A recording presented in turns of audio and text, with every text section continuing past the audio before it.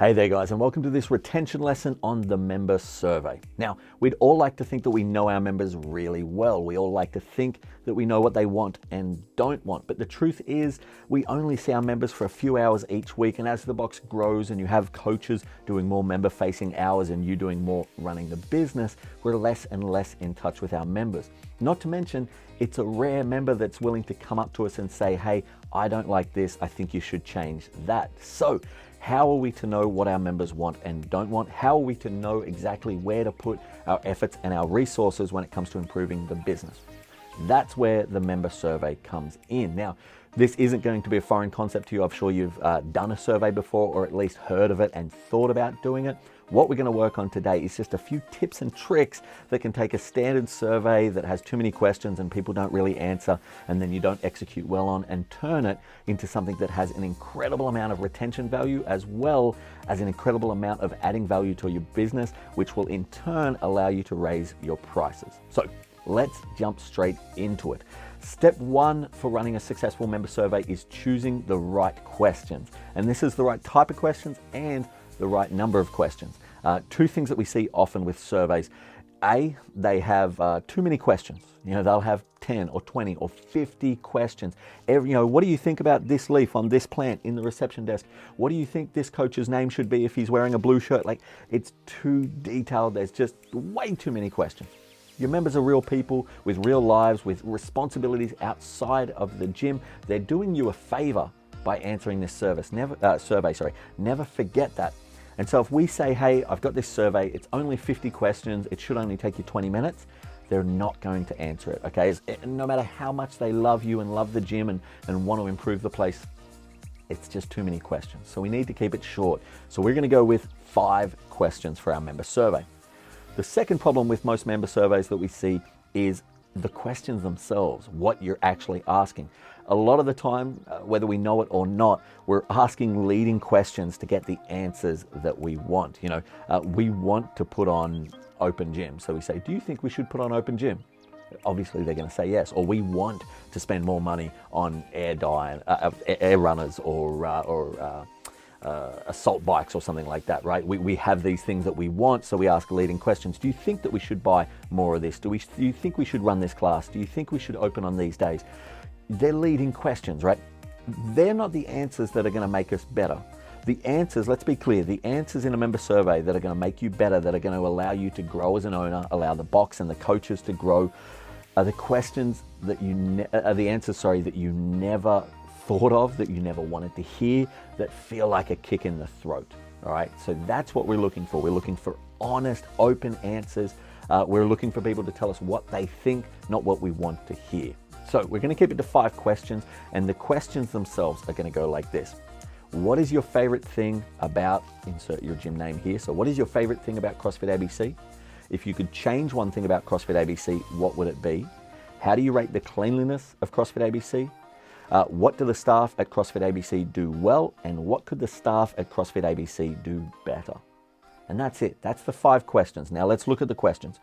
Question 1, 2, and 4, and 5 are essentially the same thing. It's a positive and a negative, but about the box in general for questions 1 and 2, and then specifically the staff for questions 4 and 5. Let's also look at how we're asking these questions, all right? If I said, what's the worst thing about the box? What don't you like that the staff do? That's a very negative posed question.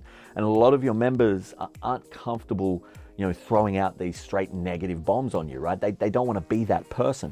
So if we say, if you could change one thing, what would it be? What could the staff do better?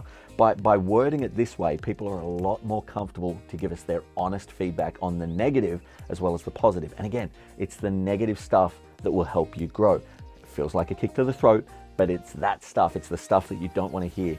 That's what we really want. To be honest, I'd almost be willing to get rid of the positive questions 1 and question 4. But I need them in there because I want people to feel like they're giving us positive feedback before they give us negative feedback. So that's the first thing, is we have to choose the right questions. Now, a lot of people ask, every time we run the survey, do we change the questions?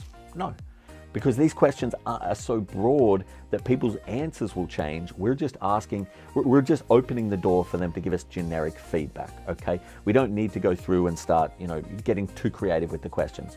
We're just opening the door for answers, and it's up to our members to give us the right feedback. And if we're doing this whole process right, their answers will be different every time, because whatever was bad, hopefully, we've fixed since the last survey. Cool?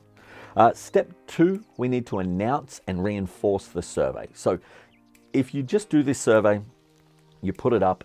By the way, I forgot to mention, with the questions themselves, I would recommend either doing a Google form, which is a free thing to do, or there's SurveyMonkey. There's a whole bunch of free sites out there where you can put in these 5 questions, and as long as it's like, I think less than 500 responses, which for most of you guys, it will be less than 500, it's completely free. It will help you collate all the answers. It organizes them really well. So I highly recommend that, either Google Forms, which is free obviously, or SurveyMonkey, which is free, I think, for under 500 answers. Anyway, step 2, we have to announce and reinforce the survey. Now, if all we do is we put that survey together, we've got the right questions, the right number of questions, it's on Google Forms or SurveyMonkey, and then we just maybe like put a post in the group, maybe announce it once after a class, end of. It's not going to happen. People aren't going to immediately go, oh, cool, and just run to it the first time. So we have to make sure we launch this for 2 weeks. Any more than 2 weeks and your members kind of get sick of hearing it, it loses that spice. Any less than 2 weeks and it doesn't give you time to reinforce it. So every class for 2 weeks, we're going to announce it at the end of the class. And how are we going to remember to do that? With our weekly coaches brief that we talked about a couple of months ago. Every single class, hey guys, great work today, well done on those squats, blah, blah, blah. Don't forget, we want to make this the best box in the world, but we need your help because it's all about you guys. So if you've got 2 minutes, we've got a very short survey, just 5 questions. If you guys could jump in the group, click the link, answer the questions honestly, be as honest as you can, and I promise we will listen to your answers. It would mean the world to us. Just something like that. That's what, 20 seconds at the end of every class. You can absolutely do that, but it has to be consistent. You, your coaches, your assistant coaches, everybody, every class.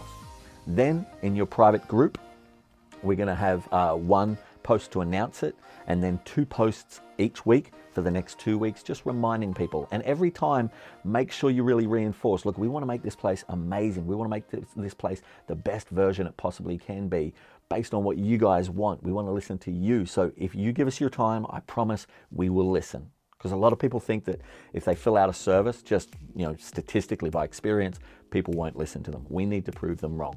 So consistently. And then lastly, you'll send out an email at the start, and then an email when there's 1 week to go as well, to all of your members. Cool. So we really have to remind people, reinforce, not only do I want them to do the survey, but why I want them to do the survey, and the fact that we will listen. That's what's going to set us apart from everybody else. Now, the 2 weeks has gone by. Everybody has submitted their answers. The first time you do this, by the way, guys, don't expect a massive amount of your members. Definitely less than 50%. Probably less than 25% if it's the first time you've ever done this. And that's just because people don't trust that you're going to listen to them, because no company listens to them. Now, if you do this right, the next time you run this in 6 months, expect way over 50%, right? People have seen that last time you ran this, you actually listened, that you executed on what everyone else wanted, and now, oh man, I didn't answer last time, but I want my say this time. So if you do this properly, the second time you run it, you should have a way higher response, easily over 50%, pushing more towards 75%. Now, you've got all the answers in, it's been out for 2 weeks. Now what do? This is where the magic happens. This is where it gets really important, guys. Now, step 3, we're gonna run a staff meeting. Now, we know that this is coming months and months ahead. We've already planned out the survey, so we know at the end of the survey, we need a staff meeting. So give everybody lots of notice. I want everybody to be there if possible. At a minimum, we need the key decision makers. So the owners, the partners, the head coach, the general manager, these people have to be there. Ideally, I really would love everybody to be involved. So the coaches, the assistant coaches, the cleaners, the receptionists, everybody, if at all possible. This has got to be a team effort.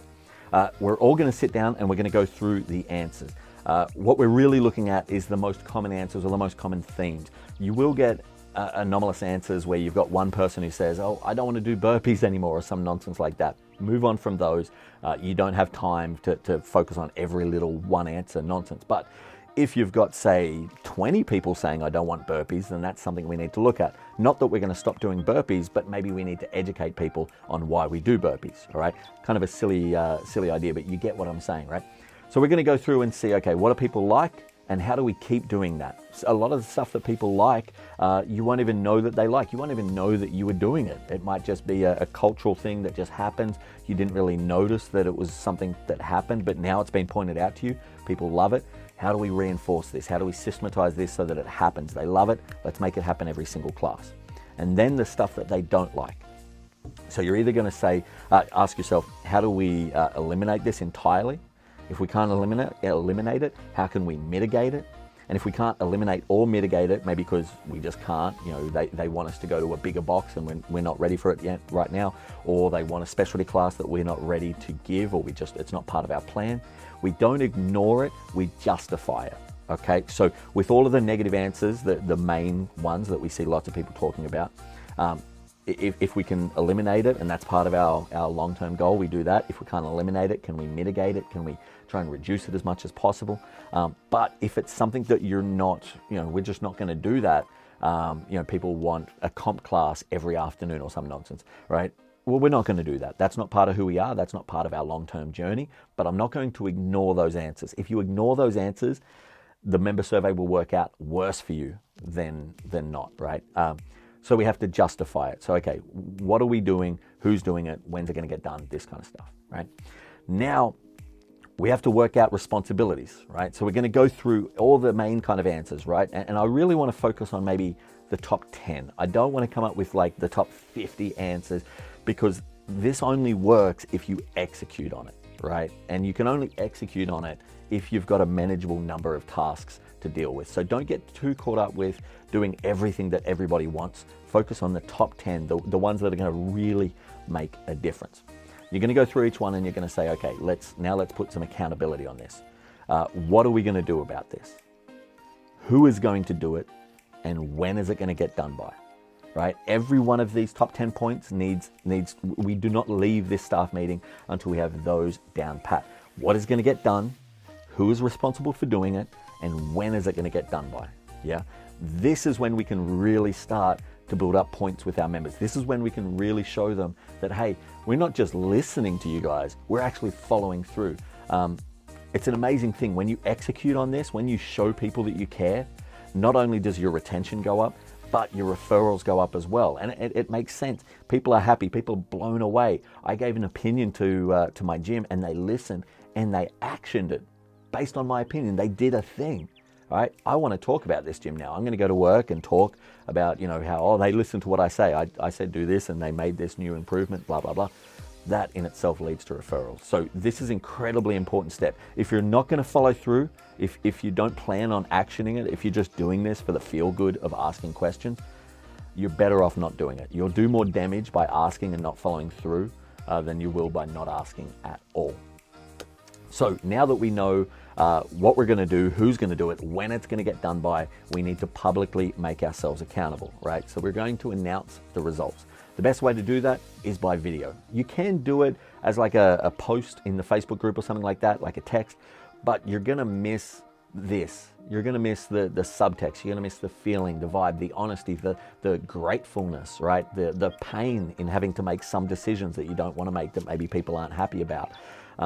So even if you're not comfortable in front of the camera, it doesn't have to be this with lights and a set and all this kind of stuff. It can just be you with your phone, just chatting into your phone, nice and casually. But you need to go through that top 10 changes and tell people, okay guys, this is what you asked for, this is what we're going to do.